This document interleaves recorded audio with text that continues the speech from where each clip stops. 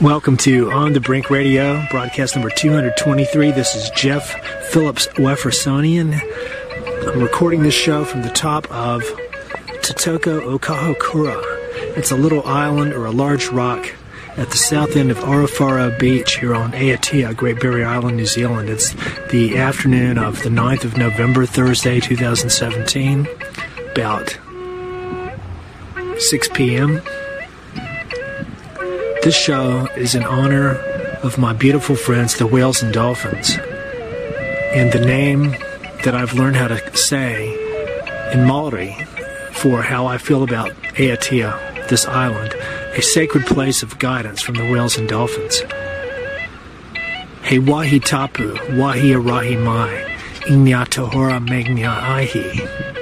I'd like to thank Grandmother Curie Dews, founder of the 13 Grandmothers Down Under, for translating that. I've shared this story before. Arafara, which is the true Maori name of this beach that the Europeans call Medlands, he was the high priest of the Takatimu Waka, which was the last wave of migration of the Polynesian ancestors who traveled by boat across the Pacific Ocean. Some people believe from Rapa Nui, Easter Island. Some people believe from Peru. Some people believe from possibly the remnants of Atlantis or Lemuria. Who knows? But the story goes that he was guided across the Pacific Ocean by 7 tohora, 7 southern right whales, accompanied him and guided him all the way across, straight to this bay where I am right now. And he was so thankful to these whales that the very first thing he did when he came ashore was he came up on this rock where I am right now, possibly even at the very spot where I'm standing, because I'm at the highest point, which is facing northwest, and there's a rocky outcropping. It looks like a perfect place. There's even a rock that looks kind of like a little altar or place that you could sit. I've got my painted rocks and flute and drum there right now. He spread his cape and made a special offering or blessing in honor of and in gratitude to the 7 right whales that guided him on his journey. And so I feel, because of my really powerful encounters with dolphins and more recently humpback whales, more from a distance, but the most powerful encounters with cetaceans I've ever had have been here at this very beach. And so this is my last show on Aotea for this visit. I've been here, I guess, about 2 months, and it's been ultra fantastic. This has been one of my most powerful, productive, and rich and full visits here. I've got more artwork done than ever before, but done more outdoor activities, caught up on a lot of rest and healing, did some very good physical activities, like a long, strenuous bicycle ride, climbed the highest peak, did a fairly long, strenuous coastal walk along some cliffs, went swimming in the ocean just about every single day. It's just been an amazing visit. But in honor of my love of the whales and dolphins, this show is dedicated to them. And in recent shows, I've tried to talk about the real global threats to their well-being, because it's my work with the whales and dolphins in terms of my research and activism is kind of in 2 parts. One part is trying to understand who they are as fellow beings. That's a whole endeavor in itself. And the other part is trying to map out in a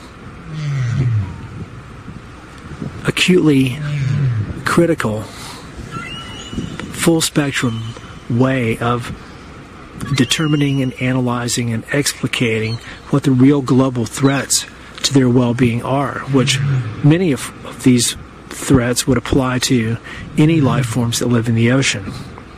And to me, that's one of the most urgent areas that we need to be paying attention to. It's a subset of the war that our military-industrial civilization is waging on all of life, including ourselves and including our planet, Mother Earth. But the whales and dolphins are, to me, the most special beings on this planet. And I'm not putting them on a pedestal or isolating them out from my whole family of life, and I love everybody, all the kingdoms of life, especially my visit here, the kingdom of the birds. Oh my God, I've had little birds come in my cottage every day, about 5 different kinds. The honeybees, beautiful little encounters with them. The plant kingdom, oh my God, Grandmother Pahudakawa, and my go-to colas and the heliconias, and my sacred white sage grown by Michael Girardello in Victoria, and Grandmother Pahudakawa tree and all of her family, and all the cabbage trees and the knee cows and the cowrie trees. The beautiful pink flowers on the dunes that a lot of people think are weeds, but they're the most beautiful colors here. It's just such a beautiful nature place, but overriding the whole spirit of this island is, to me, that it's a sacred place of guidance from the whales and dolphins. And the reason I think that they're so special is not to make a direct comparison with us, although it's really all we can do is think in terms of ourselves when we try to look at other beings.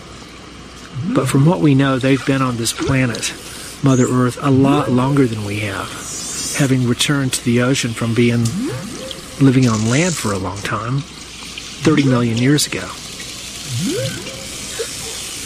And if there's any reality to a correlation between consciousness and mentality, cognitive ability, the I word, intelligence, if there's any correlation between neurobiology and those revered attributes that we project our superiority in them onto creating a scale of measurement of other beings, if there's anything to the neurobiological and consciousness correlation, the whales and dolphins have far more sophisticated brains and nervous systems than we do, and would therefore be very likely to have minds and cognition and psychological faculties light years beyond us. And that's really hard for us to imagine, because if we can't experience it ourselves, well, how could we possibly know what it is? I mean, that's where one of my very favorite quotes from Einstein, imagination is more powerful than knowledge. And I really understand what he meant by that, I think. But to enter the realm of the consciousness of the whales and dolphins, I think that we're able to tune into their spirit and their noospheric continuum all the time if we're not blocking it out, in the same way that we're able to feel the consciousness of Mother Earth. And I think that they're related. And all this ties back to an idea that I talked about in the show I recorded about 3 weeks ago about computers as a form of extraterrestrial intelligence. The basic idea in that is really not about computers or electronic entities, but about how the whales and dolphins, according to John Lilly's vision, are in constant real-time, very deep communication, or, whatever word you want to use. They're in touch with water-based life on other planets in other star systems, possibly other galaxies. Now, Lilly never really elaborated in any greater depth on what he envisioned or experienced, but it'd be very interesting to go down that road a little bit, and I think the whales and dolphins might be able to tell us ourselves. And I'm not necessarily looking for information about other Earth-like planets that might have life in whales and dolphins. That's what NASA and all the exobiology going into space people are trying to do, but they're looking at it from the perspective of not going to a garden and taking only photographs and leaving only footprints. They're looking at any place like the moon or Mars as stepping stones to further destinations where they're going to mine out and extract all the resources and terraform the places with nuclear explosions and engineer the atmosphere and release genetically engineered life forms everywhere. And I'm not making all this up. I've read all of those as ideas from different people as either part of an agenda or recommendations for how we should approach our imminent arrival on other worlds. But I think it's all a part of the Koyaanisqatsi insanity syndrome. I think that humanity as a whole right now is very seriously demented in terms of our true consciousness, and I think that our true consciousness, our true nature, is very, very, very much like the whales and dolphins. But we're the ones that have mutated for thousands of years and lost touch with who we really are, whereas they haven't. They're paying a very big price by trying to continue to live in an ocean that's increasingly industrialized and militarized with every form of military and industrial technology that I spend a lot of time on this show trying to uncover and research and investigate and understand myself and convey this to other people. But it's quite scary, and a lot of people really are afraid of venturing into looking at anything that has to do with the military. It's like they've been conditioned or brainwashed to switch off, to not question it. It's something that's we're not meant to question, the military. Yet it's the largest albatross around all of our necks, the most greatest lead weight of environmental catastrophe everywhere. And the military in general is exempt from any environmental regulations. They can destroy, leave waste and poison everywhere. And this is just if they just go there. This is regardless of whether they're even doing anything. Just their mere presence. Like Terry Lilly talks about how wherever naval ships go, destroyers and stuff, everything just dies in the vicinity. Even if they aren't fighting a war or doing war games. It's just the energetic and chemical and radiological, microwave, electromagnetic emissions that these things put out. This is the kind of next generation of alpha and beta warfare. Alpha would be deliberate, direct, and premeditated, and beta warfare would be sort of the involuntary side effects or collateral damage from just the existence or presence of military vessels and technologies. So really the reality is a combination of the two. I'll share my encounters with dolphins here. First was in, I think it was 2009, when my former partner Elizabeth Verstraeten and I were out swimming in the ocean, and we were in water about up to our chest and just having a good time, and all of a sudden these 3 dolphins came. Oh, they came up about to within a meter of us, and we were just amazed because I had met some dolphins before, but never when I was swimming. And Elizabeth had never actually met any before, ever. And they came right up. They came right to us, like they were very interested, and hung around us. And it was like they were zapping us with this really cool energy. Then they left, and then they came back, and then they left, and then they came back, and they did that 2 or 3 times. After about an hour and a half, they left. But when Elizabeth and I got out of the water, we were just absolutely blown away. And we looked at each other, and we just go like, wow. We both felt totally exhilarated physically, like we'd just been uplifted and energized and healed by some kind of amazing, I don't think it was sonar necessarily, it might have been a component of it, but it was some kind of energy that they are able to share. It's like they gave us a treatment. But then we also looked at each other and go like, oh my God, do you feel that? And we both agreed that we did. We felt a very profound sense of urgency, or a warning, as if the dolphins had imparted a sense of warning about something really big and terrible, like some kind of giant planetary environmental catastrophe that was going to happen soon, but that had not happened yet. This is what we both sort of thought that we had intuited or had communicated to us. And a few months later is when the Christchurch quake happened, and then Fukushima. And we wondered if that might be what they were talking about, but I think we sort of agreed that what they were talking about was even going to be a lot bigger than that, like actually fully planetary. So that was in 2009, maybe 2010. So in 2015, in November, just about this time of year, there was a pod of dolphins that came around here. I'd seen them over at Haratonga and asked them if they would come over, and they did. The next day they were here, and they hung out for like about a week, and there was about, maybe 6 or 8 or 10 or 12 of them. And one day I was standing in water right by Memory Island, standing in water about knee deep, and all of a sudden I was looking at the dolphins swimming back and forth, and all of a sudden 2 of them surfed in on a wave and went right on either side of me, like about less than a meter to my left and a meter to my right. And the one on the right sort of turned around and went back out, and the one on the left, which I felt like was a female, she laid there in the water that was only about less than half a meter deep, right beside me, and turned upside down and was looking at me, just laying there.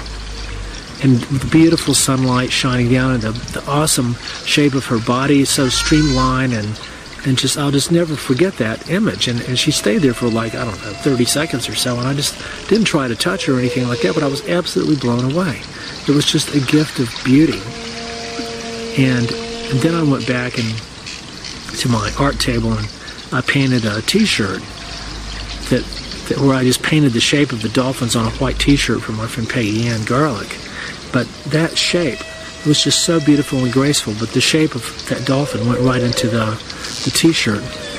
And then during that same time period, I was out there filming them, and I was in water all over my waist, and with my video camera filming the dolphins, and they weren't exactly surfing on the waves, but they would get on when a wave would come.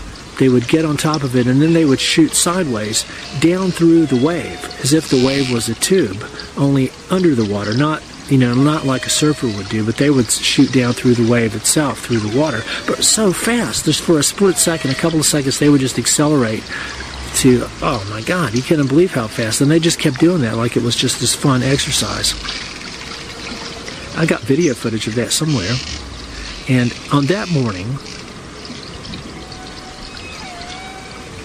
I had to get out and go and ride my bicycle to a meeting with the council about some environmental issues, some of which had to do with the dolphins. But just about 2 or 3 days before that I'd been out there with the dolphins, and I came back to my art table and was painting, and all of a sudden this image appeared in my mind, and I just drew it down. Drew a picture of it, and I go, oh my God. And it was like, what it was an image of an impression or what a comet or asteroid might look like for a split second as it's coming through the atmosphere, coming straight toward whoever's looking at it. It was kind of circular with rays coming out. And it just blew me away, because that's what the image was. I knew that's what it was supposed to be. And I'm sure it was transmitted by the dolphins. And in my mind, I went, they've seen that before. Their ancestors, and it's in their collective memory. But not only did their ancestors see it, at least once, but the implication was that something like this might be on the verge of happening again. And that's what really blew me away. Well, I'd already been really interested in comets and asteroids, but that put it at the next level. So then, just a few months ago, after visiting Malcolm Hartley, the comet researcher at the Siding Spring Observatory and the Warm Bungalows in New South Wales, I learned that from the work of Victor Klug and Bill Napier. They were two comet researchers that put forth the idea of that it was a giant asteroid or comet impact that triggered the mass extinction event of 65 million years ago. And then it was picked up and more popularized by the Alvarez brothers. But Klug and Napier said that they thought that there was a fragment of Comet Encke, that's E-N-C-K-E, a comet that broke up due to various gravitational reasons, and that its fragments are orbiting the sun, and that twice a year the Earth's orbit passes through the orbit of these fragments. And there's two windows of time, one in late June and early July, and the other in late October and early November, where we are right now. And this is the most likely time when the Earth might be impacted by a fragment of Comet Encke. And it was in this exact window of time, late October, early November, when the Dolphins transmitted that image to me. So it's very interesting, synchronicity.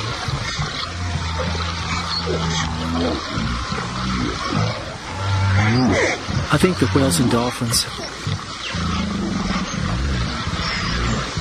I love them, and it's really hard to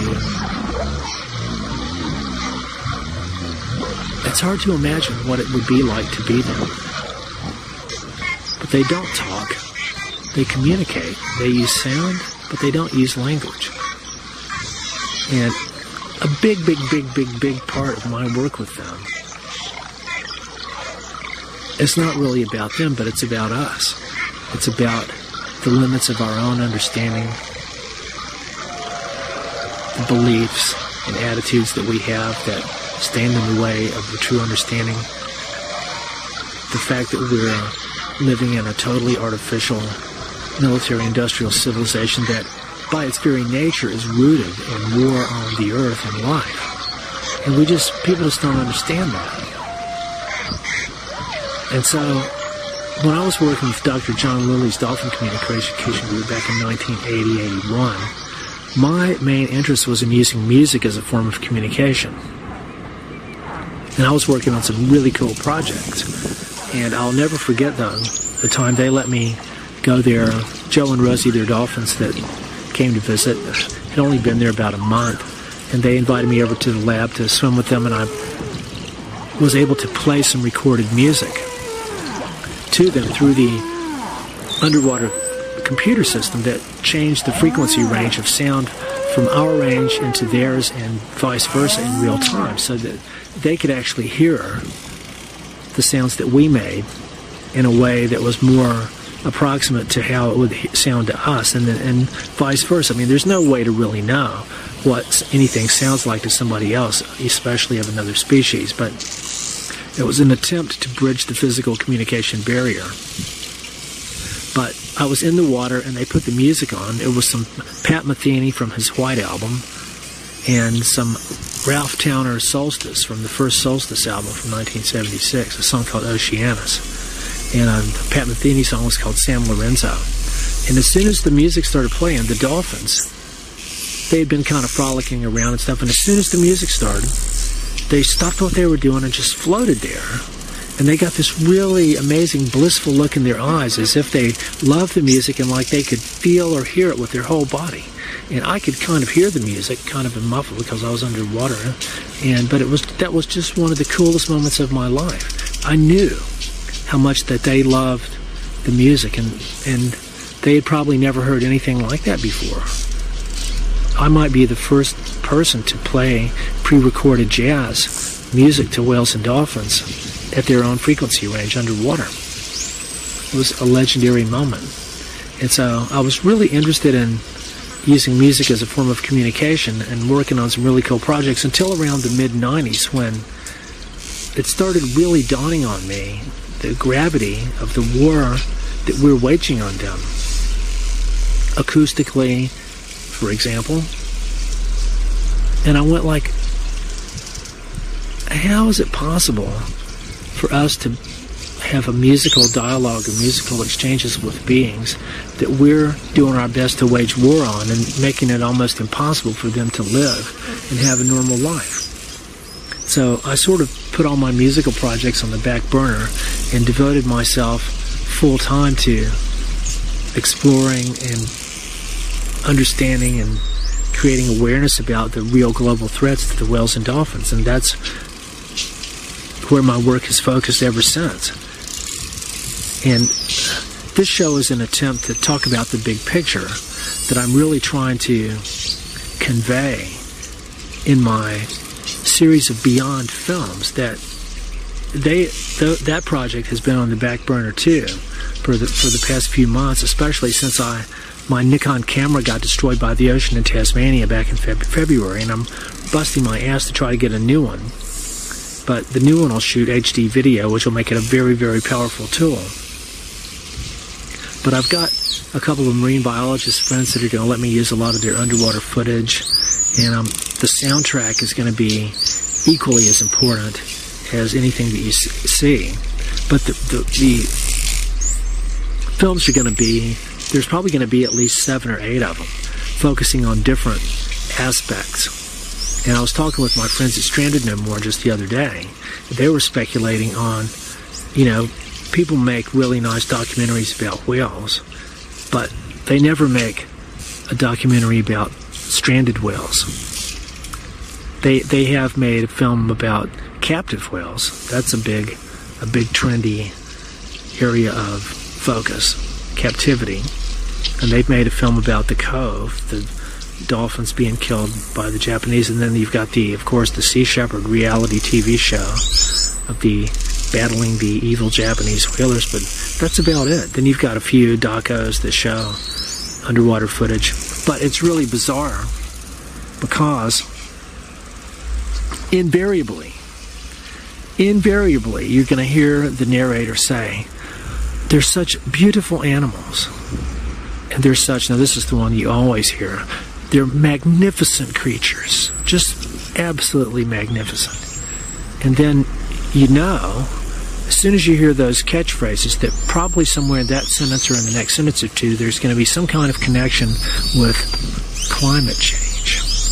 This is sort of how it all works. So my Beyond films aren't going to be anything like that. Some of it's going to be, I'm not making these films for entertainment purposes. It's going to be my very best artistic, musical, audiovisual, information activism synthesis, and guided by the whales and dolphins themselves as they are guiding me to share these things with you right now.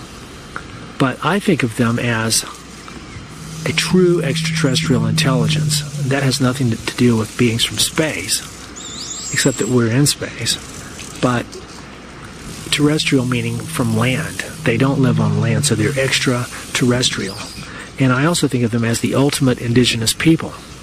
And this is why it's been so powerful being invited into whale dreaming consciousness by the indigenous people of Australia over the past 3 years. That's just a really, really amazing connection. And the connection I just had in the Central Desert, where my friend Cara Tupley shared with me that the Pitjantjatjara medicine men that she knows, or that a friend of hers knows, said that there's actually water holes in the center of the desert, way out there, where whales can come up, as if they can travel underneath all of Australia through underground water systems, caverns, underground oceans, or something like that, and come up to these holes where they can come out. I don't know if they're big enough for them to breach, but where they can have a look around, maybe share something with the people there. Imagine how cool that would be. I just did that in a painting. A really cool painting with Uluru and Katajuta and a waterhole with whales and dolphins jumping up out of it to look at the stars. And it's got the daughter of the rainbow serpent. This painting is from my friend Austin Hill back in Asheville, North Carolina.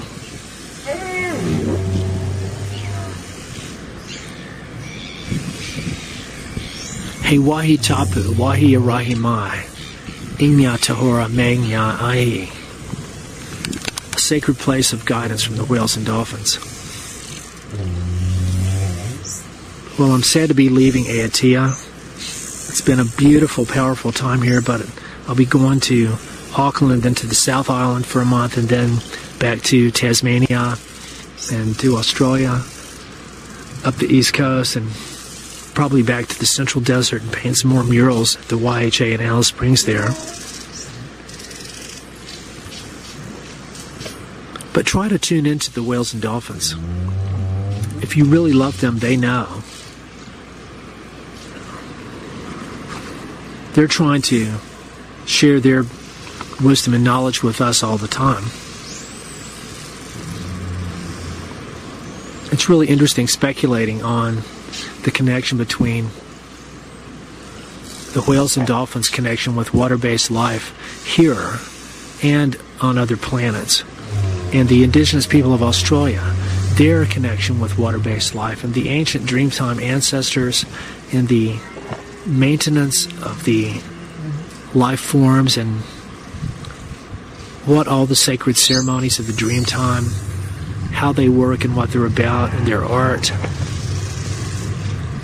and the beautiful consciousness of the whales and dolphins. And I've really been exploring all the connections here and their ancient memories of cosmic catastrophes and what might be coming again soon, that they can either sense or predict based on their memories. All this is very interesting areas for speculation and for imaginative creativity.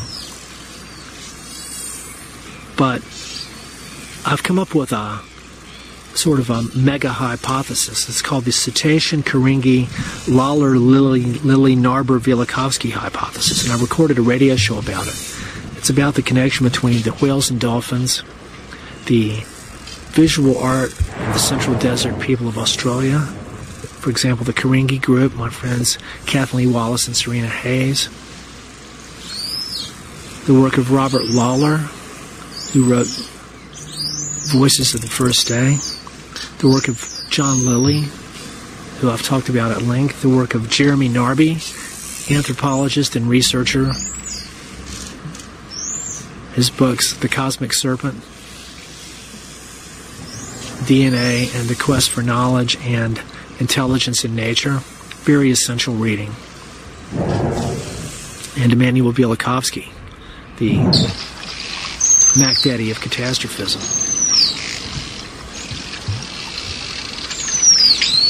Anyway, this is Jeff Phillips Wefferson signing off from Totoko Kahakura. Many blessings, and hope to see you soon, and live simply so that others may simply live, so that the people of one heart of all the kingdoms of life might be nurtured as the seeds of the new creation.